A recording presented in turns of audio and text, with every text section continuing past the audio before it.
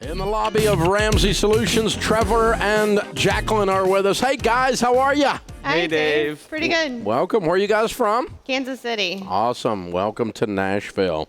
So, here to do a debt-free scream. Mm-hmm. How much have you paid off? $109,000. All right. And how long did that take you? About 3.5 years. Good. Making what kind of money? Starting at 70 and ending at about 140. Wow. There's a big jump. There is. So what happened? One of you get a job that didn't have one or what? We got married. You got married. Okay. Yeah. Double the income Yes, that way. yes. Yeah. Well, there's one advantage there. Yeah, that's good. Yes. So tell me your story. What happened 3.5 years ago that put you guys on this process? Well, honestly, I've been listening to you for quite a long time, but it was kind of a stop-start, thinking about it for a long time thing. And finally, about 3.5 years ago, I just got sick and tired of, I feel like I make really good money, and I never really knew where it was going or what to do with it. I never had any money at the end of every paycheck, and I just got tired of that. Also, I have a daughter, a teenage daughter, and I wanted to change her story. I wanted to set a different example for her and put her on a better path. And then I met this guy who was debt-free completely. And so the 109 was all yours? Yeah, sadly, it was all mine. Wow. So, yes, this guy's debt-free, and it made the conversation a little bit easier to tell him, so I have this debt, but I also have a plan. Yeah. So it was a little bit easier that way. Yeah. So you're sitting there on a date one night, Trevor, and she goes, I know I'm pretty, but I have $109,000 in debt, and your dessert had to. Right. Well, it didn't quite work that way.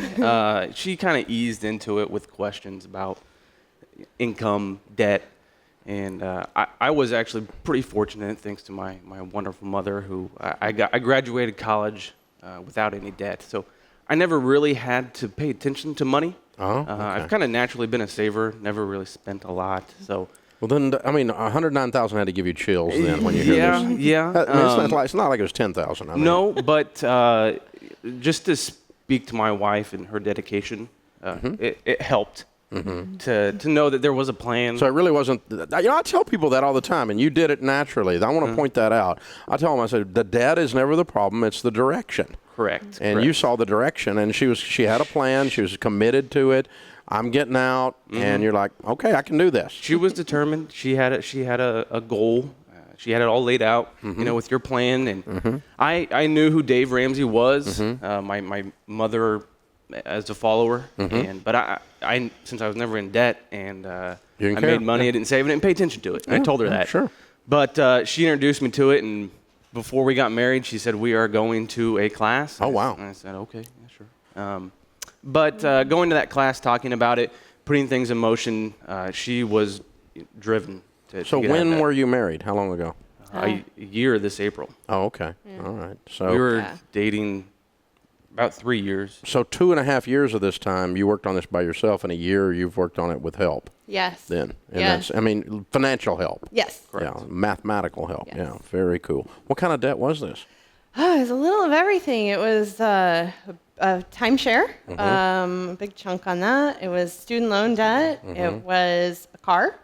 So mostly those three things. So yeah, it's pretty. So big student loan debt then. It was a big student loan debt. That in itself was about $90,000 total. But like I said, I kind of stopped and started and worked on it a little bit before I really got gazelle intense. So by the time I really started working on it and started making my number, it was. What's your degree in?